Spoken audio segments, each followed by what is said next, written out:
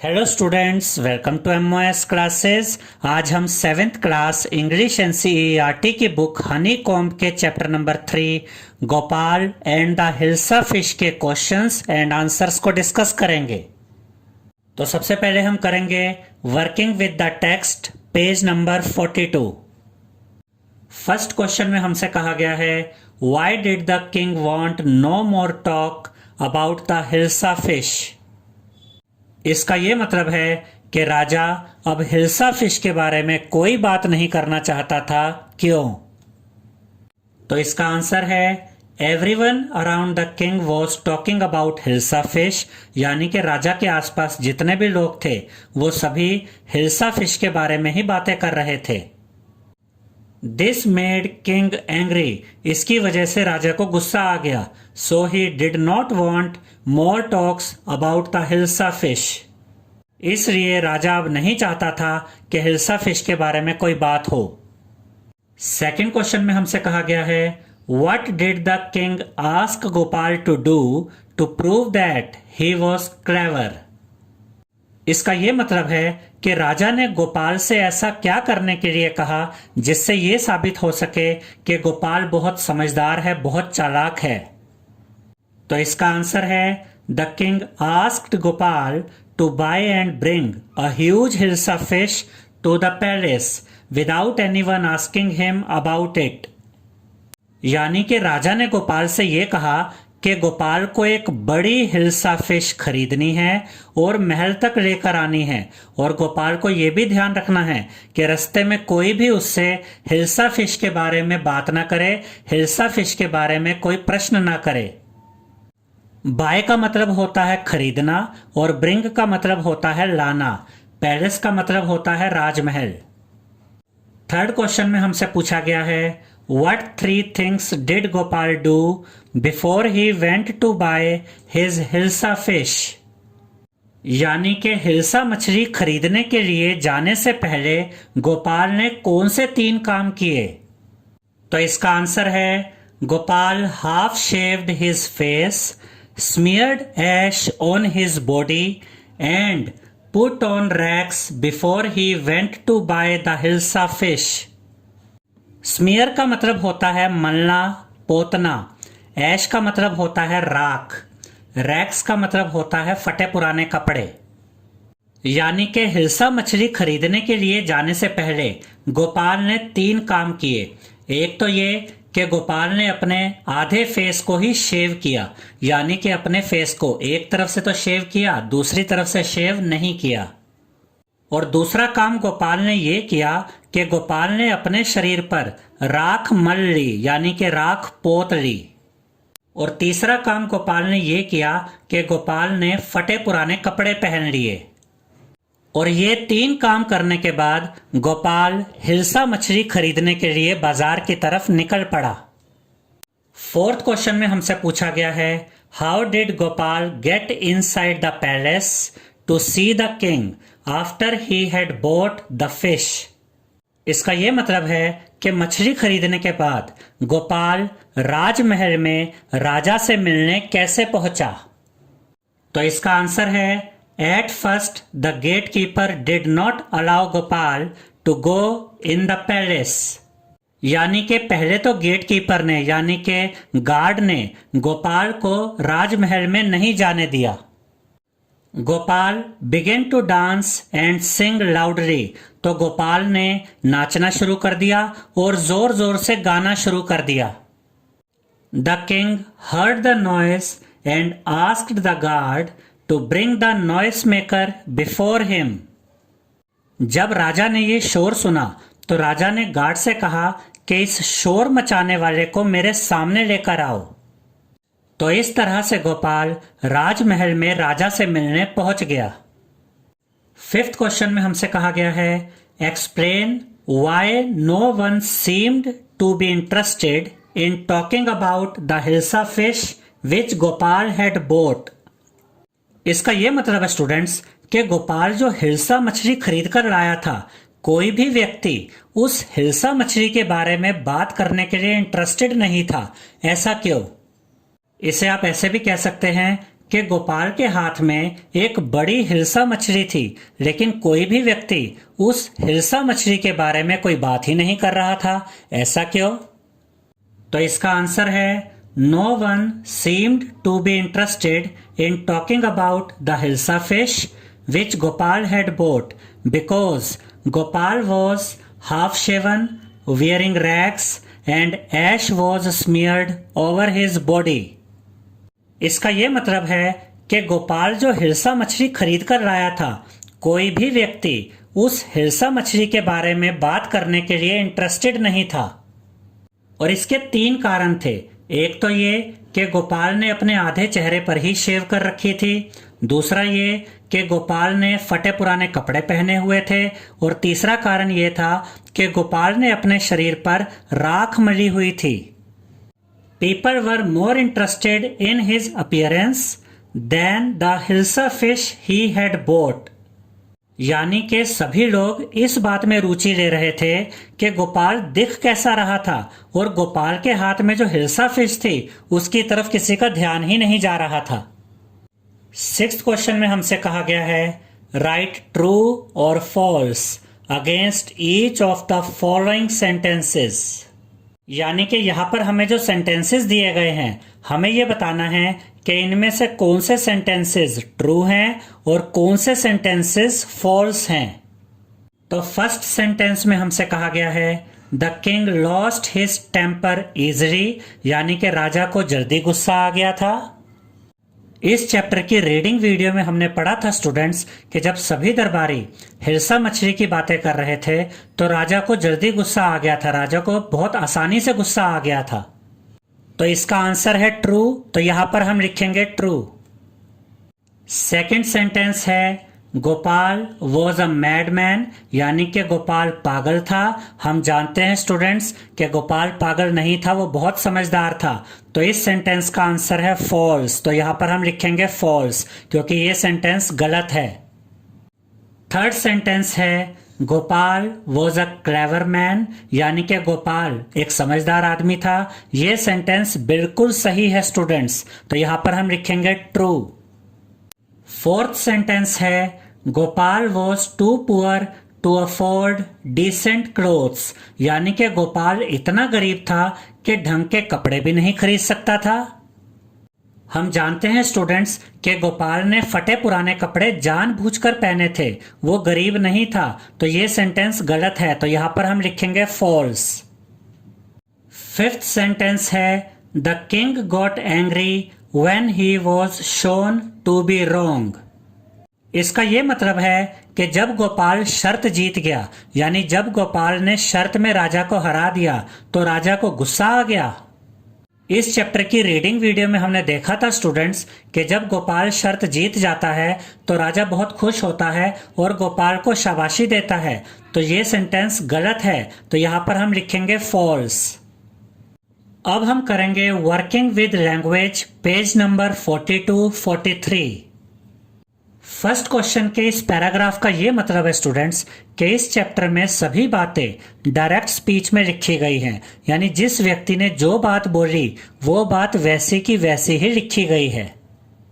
और उसके बाद हमसे कहा गया है change the following sentences in the story to reported speech, यानी कि इस चैप्टर में से ही कुछ सेंटेंसेस यहाँ पर हमें दिए गए हैं और हमें उन सेंटेंसेस को रिपोर्टेड स्पीच में चेंज करना है। अब डायरेक्ट स्पीच को रिपोर्टेड स्पीच में चेंज करने का क्या मतलब होता है। मान लीजिए स्टूडेंट्स कि आपके साथ आपका एक फ्रेंड है रमेश, और आप रमेश को कहते हो रमेश तुम कैसे हो। तो ये डायरेक्ट स्पीच है, जैसा आपने बोला एज इट इज हमने लिख दिया कि रमेश तुम कैसे हो। अब मान लीजिए कि रमेश वहां से चला जाता है और आपका कोई और फ्रेंड वहां पर आता है और आपसे पूछता है कि बताओ कि तुम रमेश से क्या बात कर रहे थे। तो आप उससे कहेंगे कि मैं रमेश से पूछ रहा था कि वह कैसा है। अब ध्यान से समझिएगा स्टूडेंट्स, जब रमेश आपके साथ था तो आपने रमेश से क्या कहा था, तुम कैसे हो। और अब रमेश चला गया है और आप किसी और को उस बात के बारे में बता रहे हो, तो आप उसे कैसे बता रहे हो कि मैं रमेश से पूछ रहा था कि वह कैसा है। तो वो जो पहले वाला सेंटेंस था वो डायरेक्ट स्पीच थी, और जो ये दूसरा वाला सेंटेंस है वह कैसा है, ये इनडायरेक्ट स्पीच है। इसे इनडायरेक्ट स्पीच भी कहते हैं, इसे रिपोर्टेड स्पीच भी कहते हैं, जिसमें आप किसी और को बताते हो कि पहले क्या बात हुई थी।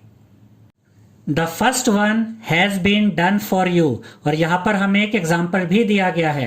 हाउ मच डिड यू पे फॉर दैट हिल्सा। अगर आपने इस चैप्टर की रीडिंग वीडियो को देखा है स्टूडेंट्स, तो उसमें हमने पढ़ा था कि एक औरत एक आदमी से पूछती है कि तुमने हिल्सा के लिए कितने पैसे दिए, यानी कि तुमने हिल्सा मछली कितने में खरीदी। तो ये डायरेक्ट स्पीच है, यानी कि जैसा उस औरत ने बोला वैसे का वैसा ही यहाँ पर लिखा हुआ है। अब हमें इसे रिपोर्टेड स्पीच में यानी कि इनडायरेक्ट स्पीच में बदलना है। तो इसका आंसर हमें दिया गया है, the women asked the man how much he had paid for that hilsa. यानी उस औरत ने आदमी से पूछा कि उसने उस हिल्सा मछली के लिए कितने पैसे दिए। अब देखिए स्टूडेंट्स, ये डायरेक्ट स्पीच है कि तुमने हिल्सा के लिए कितने पैसे दिए। ये इनडायरेक्ट स्पीच है कि औरत ने आदमी से पूछा कि उसने हिल्सा मछली के लिए कितने पैसे दिए। यानी एक ही बात को कहने के दो तरीके हैं, ये डायरेक्ट स्पीच है, ये इनडायरेक्ट स्पीच है। सेकेंड सेंटेंस में हमें डायरेक्ट स्पीच दी गई है, why is your face half shaven. ये वो डायलॉग है जो गोपाल की वाइफ बोलती है और गोपाल से पूछती है कि तुमने आधे चेहरे पर ही शेव क्यों की है। और यहां पर हमें ये इनकम्प्लीट सेंटेंस दिया हुआ है इनडायरेक्ट स्पीच का। गोपाल्स वाइफ आस्क्ड हिम, यानी कि गोपाल की वाइफ ने उससे पूछा, और हमें इस इनकम्प्लीट सेंटेंस को पूरा करना है, कंप्लीट करना है। तो यहां पर हम लिखेंगे, Gopal's wife asked him why his face was half shaven. यानी कि गोपाल की वाइफ ने उससे पूछा कि उसका चेहरा आधा शेव किया हुआ क्यों था। थर्ड सेंटेंस में हमें दिया गया है, I accept the challenge your majesty. ये वो डायलॉग है जो गोपाल ने राजा से कहा था कि महाराज मैं आपका चैलेंज स्वीकार करता हूं। अब हमें इस डायरेक्ट स्पीच को इनडायरेक्ट स्पीच में चेंज करना है। तो इसके आंसर में हम लिखेंगे, Gopal told the king that he accepted the challenge. यानी कि गोपाल ने राजा से कहा था कि वह चुनौती स्वीकार करता है, चैलेंज स्वीकार करता है। तो डायरेक्ट स्पीच का मतलब था मैं चुनौती स्वीकार करता हूं, मैं चैलेंज स्वीकार करता हूं। इनडायरेक्ट स्पीच का मतलब है गोपाल राजा से कहता है कि वह चुनौती स्वीकार करता है। फोर्थ सेंटेंस है, I want to see the king. मैं राजा से मिलना चाहता हूं। ये डायलॉग गोपाल ने गार्ड्स से कहा था। अब हम इस डायरेक्ट स्पीच को इनडायरेक्ट स्पीच में चेंज करेंगे। Gopal told the guards that he wanted to see the king. यानी कि गोपाल ने गार्ड्स से कहा कि वह राजा से मिलना चाहता था। फिफ्थ पार्ट में हमें दिया गया है, bring the man to me at once. ये वो डायलॉग है जो राजा ने गार्ड से कहा था कि उस आदमी को तुरंत मेरे पास लेकर आओ। अब हम इस डायरेक्ट स्पीच को इनडायरेक्ट स्पीच में चेंज करेंगे। The king ordered the guard to bring the man to him at once. यानी कि राजा ने गार्ड को ऑर्डर किया कि उस आदमी को तुरंत उसके सामने लाया जाए, यानी कि राजा के सामने लाया जाए। सेकंड क्वेश्चन में हमसे कहा गया है, find out the meaning of the following words by looking them up in the dictionary. यहां पर हमें कुछ वर्ड्स दिए गए हैं और हमें इन वर्ड्स के मीनिंग डिक्शनरी में से चेक करने हैं, डिक्शनरी में से ढूंढने हैं। Then use them in sentences of your own। और फिर हमें इन्हीं वर्ड्स का यूज करके सेंटेंसेस बनाने हैं। तो यहां पर हमें वर्ड्स दिए गए हैं, challenge, mistake, comical, courtier and स्मीयरिंग। तो सबसे पहले हम देखते हैं कि चैलेंज का क्या मतलब होता है। चैलेंज का मतलब होता है अ कॉल टू कम्पीट।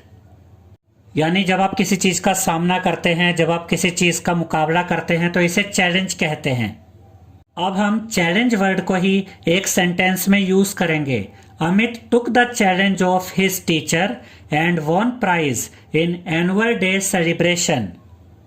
यानी कि अमित ने अपने टीचर का चैलेंज एक्सेप्ट किया और एनुअल डे सेलिब्रेशन में प्राइज जीता। दूसरा वर्ड है मिस्टिक। डिक्शनरी में आपको मिस्टिक का मीनिंग मिल सकता है स्पिरिचुअल या फिर अकल्ट। स्पिरिचुअल का मतलब होता है धार्मिक टाइप के इंसान, अकल्ट का मतलब होता है तंत्र मंत्र करने वाला या तांत्रिक टाइप का इंसान, यानी कि रहस्यमयी व्यक्ति। तो मिस्टिक वर्ड का यूज करके हम एक सेंटेंस बनाएंगे। Yesterday I saw a man who was looking mistake, यानी कि कल मैंने एक आदमी को देखा जो मिस्टिक लग रहा था, जो रहस्यमयी लग रहा था। तीसरा वर्ड है कॉमिकल। डिक्शनरी में आपको कॉमिकल का मतलब मिलेगा फनी, फनी यानी कि मजाकिया। अब हम इस वर्ड का यूज करके सेंटेंस बनाएंगे। Mr Bean is a famous comical character, यानी कि मिस्टर बीन एक बहुत ही प्रसिद्ध कॉमिकल कैरेक्टर है, मजाकिया कैरेक्टर है। चौथा वर्ड है कोर्टियर। डिक्शनरी में आपको कोर्टियर का मतलब मिलेगा an assistant of a king at court. Court का मतलब होता है राज दरबार, यानी कि राज दरबार में जो राजा का सहकर्मी होता है, जो राजा का असिस्टेंट होता है, उसे हम कोर्टियर कहते हैं। अब हम कोर्टियर वर्ड का यूज करके एक सेंटेंस बनाएंगे। Birbal was a courtier in Akbar's court, यानी कि बीरबल अकबर के दरबार में कोर्टियर था, यानी कि दरबारी था। कोर्टियर की हिंदी होती है दरबारी। पांचवा वर्ड है स्मीयरिंग।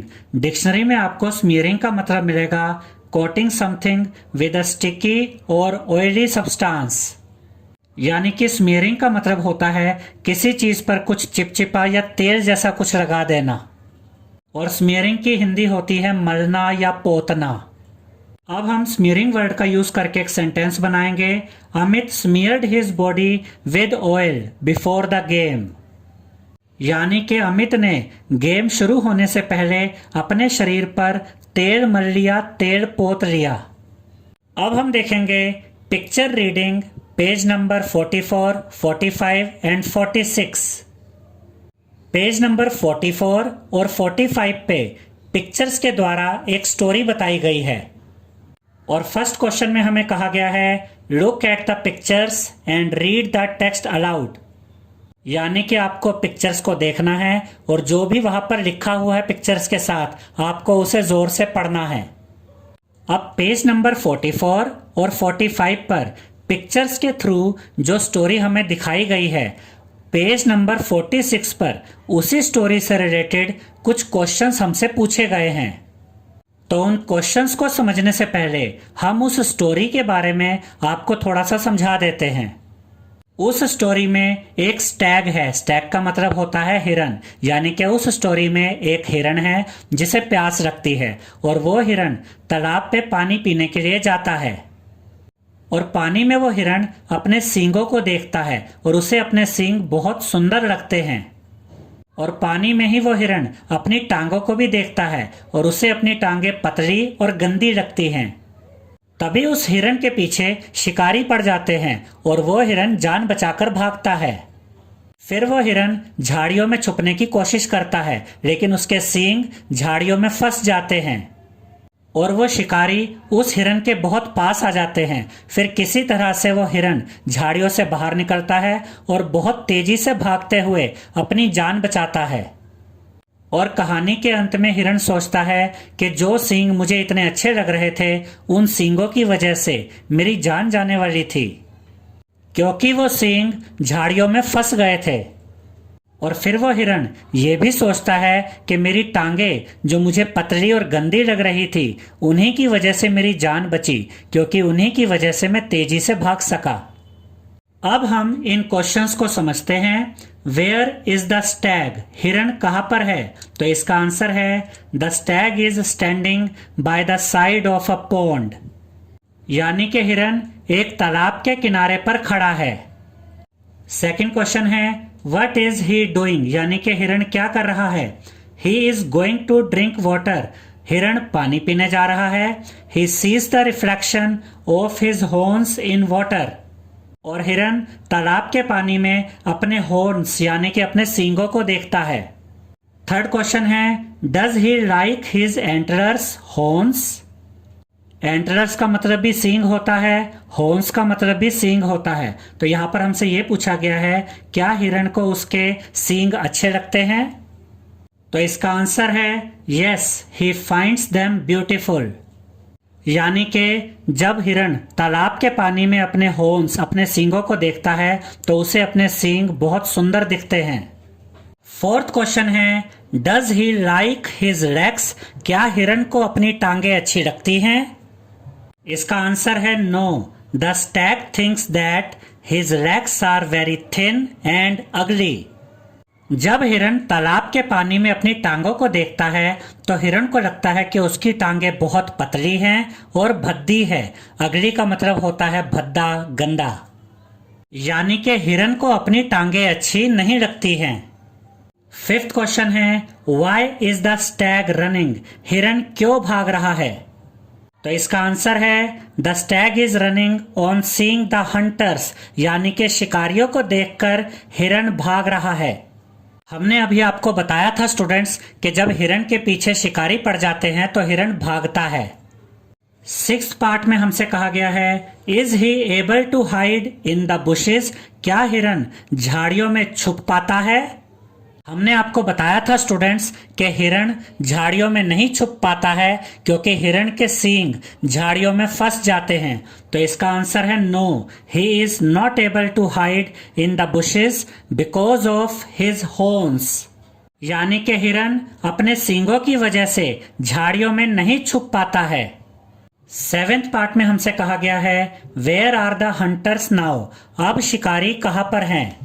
हमने आपको बताया था स्टूडेंट्स कि जब हिरन झाड़ियों में फंस जाता है अपने सींगों की वजह से तो शिकारी उसके बहुत पास आ जाते हैं, उसके पीछे आ जाते हैं। तो इसका आंसर है the hunters are just behind the stag, यानी कि अब शिकारी हिरन के बिल्कुल पीछे आ चुके हैं, हिरन के बहुत पास आ चुके हैं। एट्थ पार्ट में हमसे कहा गया है, are they closing in on the stag? क्या शिकारी हिरन के बहुत पास आ रहे हैं? तो इसका आंसर है yes, they are closing in on the stag, यानी कि शिकारी हिरन के बहुत पास आ रहे हैं। नाइन्थ पार्ट में हमसे कहा गया है, इज द स्टैग फ्री? क्या हिरन बचकर निकल जाता है? क्या हिरन भाग जाता है? तो इसका आंसर है yes, the stag is able to run fast because of his legs and is free now. यानी कि हिरन अपनी टांगों की वजह से तेजी से भागता है और बचकर निकल जाता है और अब वो आजाद है। 10th पार्ट में हमसे कहा गया है, what does the Stag say about his horns and his legs? इसका ये मतलब है कि हिरन अपने सींगों के बारे में और अपनी टांगों के बारे में क्या कहता है। तो इसका आंसर है the stag says that he was proud of his horns but he would have been killed because of them. हिरन कहता है कि उसे अपने सींगों पर गर्व था, लेकिन उसके सींगों की वजह से उसकी जान जा सकती थी क्योंकि उसके सींग झाड़ियों में फंस गए थे। He was ashamed of his legs but they saved his life. और हिरन ये भी कहता है कि उसे अपनी टांगों पर शर्म आती थी, लेकिन उसकी टांगों ने ही उसकी जान बचाई क्योंकि टांगों की वजह से ही वो तेजी से भाग सका। थर्ड क्वेश्चन में हमसे कहा गया है, now right the story in your own words, give it a title. यानी कि ये जो स्टैग वाली स्टोरी है, ये जो हिरण वाली स्टोरी है, हमें इसी स्टोरी को अपने शब्दों में लिखना है और हमें इस स्टोरी को एक टाइटल भी देना है। A stag in the forest was thirsty, यानी कि जंगल में एक हिरण प्यासा था। He went to a pond, और वो हिरण तालाब पे गया। He saw the reflection of his beautiful horns in water, और हिरण ने तालाब के पानी में अपने सुंदर सींग देखे। He felt proud of them, और हिरण को अपने सींगों पर गर्व हुआ। Then he looked at his legs, और फिर हिरण ने तालाब के पानी में अपनी टांगों को देखा। He felt ashamed of his thin and अगली लेग्स, यानी कि हिरण को अपनी पतली और गंदी टांगों पर शर्म आई। Suddenly he saw some hunters coming towards him. और हिरण ने अचानक देखा कि कुछ शिकारी उसकी तरफ आ रहे थे। The stag ran to save his life. और हिरण अपनी जान बचाने के लिए भागा। He wanted to hide in the bushes, but he could not, as his horns were stuck in the bushes. हिरण झाड़ियों में छुपना चाहता था, लेकिन वो छुप नहीं सका क्योंकि उसके सींग झाड़ियों में अटक गए। He came out of the bushes somehow and ran for his life and finally saved. और किसी तरह से हिरण झाड़ियों में से बाहर निकला और अपनी जान बचाने के लिए भागा और फाइनली बचकर निकल गया। At the end, he realized that he was feeling proud of his antlers, but he would have been killed because of them. Antlers का मतलब होता है हॉर्न्स यानी कि सींग। अंत में हिरण को इस बात का एहसास होता है कि जिन सींगों पर उसे गर्व था, उन्हीं सींगों की वजह से उसकी जान जा सकती थी। On the other hand, his legs, which he was ashamed of, saved him. और हिरण को इस बात का भी एहसास होता है कि जिन टांगों पर हिरण को शर्म आती थी, उन्हीं टांगों ने हिरण की जान बचाई, क्योंकि उन्हीं टांगों की वजह से हिरण तेजी से भाग सका। और इस स्टोरी को हमने टाइटल दिया है the Stag and his beautiful horns. Fourth question में हमसे कहा गया है complete the following word raider with the help of the clues given below. यहाँ पर हमें ये वर्ड रेडर दी गई है और हमें इस वर्ड रेडर को फिल करना है, कंप्लीट करना है। और इसके लिए यहाँ पर हमें क्लूज भी दिए गए हैं, जैसे कि फर्स्ट सेंटेंस यहाँ पर हमें दिया गया है mother will be very dash if you don't go to school. अब जो आंसर हम यहाँ पर लिखेंगे वही आंसर यहाँ फर्स्ट नंबर पे लेफ्ट टू राइट भी लिखेंगे, और जो आंसर हम सेकंड नंबर वाले सेंटेंस में लिखेंगे वही आंसर हम यहाँ सेकंड नंबर पे ऊपर से नीचे लिखेंगे। तो फर्स्ट पार्ट में हमसे कहा गया है mother will be very dash if you don't go to school, तो यहाँ पर हम लिखेंगे क्रॉस। क्रॉस का मतलब होता है गुस्सा, नाराज होना। देखिए यहाँ पर फर्स्ट लेटर है सी और लास्ट लेटर है एस, इससे हमें पता चला कि यहाँ पर हमें क्रॉस यूज करना है, यानी कि माँ बहुत गुस्सा हो जाएगी, माँ बहुत नाराज हो जाएगी अगर तुम स्कूल नहीं जाते हो। तो यहाँ पर भी हम इस पार्ट को पूरा कर देते हैं CROSS। अब यहाँ पर देखिए स्टूडेंट्स कि सेकंड नंबर पे फर्स्ट लेटर है एस और लास्ट लेटर है टी, यानी हमें एक ऐसा वर्ड चाहिए जो एस से शुरू होता है और टी पे खत्म होता है। यह सेकंड पार्ट में हमें दिया गया है as soon as he caught dash of the teacher Mohan started writing, यानी कि जैसे ही मोहन ने टीचर को देखा मोहन ने लिखना शुरू कर दिया। तो यहाँ पर हम लिखेंगे साइट। साइट का मतलब होता है नजर में आना, देखना। और देखिए साइट एस से शुरू होता है और टी पर खत्म होता है, तो यहाँ पर भी हम साइट ही लिखेंगे SIGHT। थर्ड पार्ट का आंसर है टाइनी। टाइनी का मतलब होता है छोटा। फोर्थ पार्ट का आंसर है ईयर।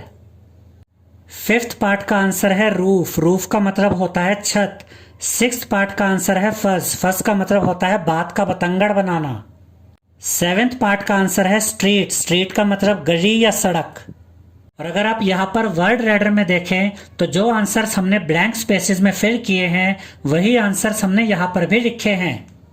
फर्स्ट नंबर पे लेफ्ट टू राइट हमने लिखा है क्रॉस। सेकंड नंबर पे ऊपर से नीचे हमने लिखा है साइट। थर्ड नंबर पे लेफ्ट टू राइट हमने लिखा है टाइनी। फोर्थ नंबर पे ऊपर से नीचे हमने लिखा है ईयर। फिफ्थ नंबर पे लेफ्ट टू राइट हमने लिखा है रूफ। सिक्स्थ नंबर पे ऊपर से नीचे हमने लिखा है फज। सेवेंथ नंबर पे लेफ्ट टू राइट हमने लिखा है स्ट्रीट। आई होप स्टूडेंट्स आपको हमारा ये वीडियो पसंद आया होगा। अगर आपको हमारा ये वीडियो पसंद आया है तो इसे लाइक, शेयर और सब्सक्राइब कीजिए। Thank you.